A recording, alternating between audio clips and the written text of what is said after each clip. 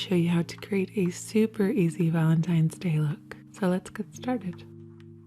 First step is to apply an eyeshadow primer. Not only will this give your eyeshadow something to hold on to, but because we're using reds and pinks, it will prevent the lid from getting stained, which can happen occasionally. Next, taking a blending brush, I'm going to apply a nude color.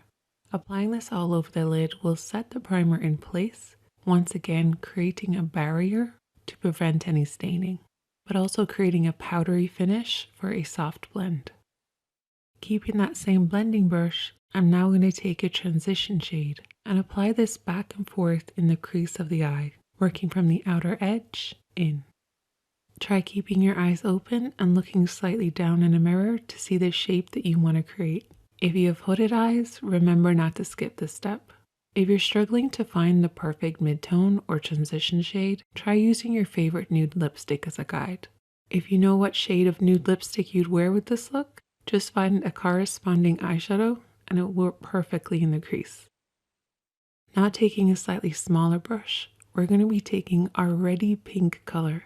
We're applying this on the outer edge of the eye, so the outer quarter to outer third, slightly then into the crease as well. Keep your hand low when you're applying on the outer edge, and then bring your hand slightly higher as you work into the crease. This will prevent you from blending it up too far. Remember that your mid-tone or transition shade is always the highest shadow.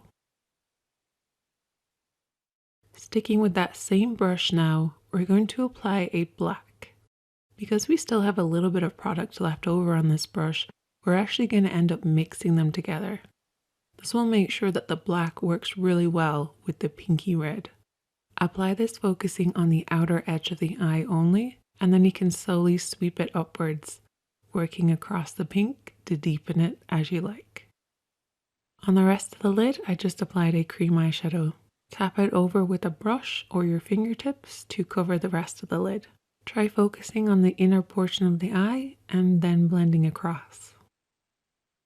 To add a little bit of sparkle, I'm going to use a glitter liner, but I'm going to apply it with my fingertips, gently tapping over the top of everything that we've already applied. This will evenly disperse the glitter.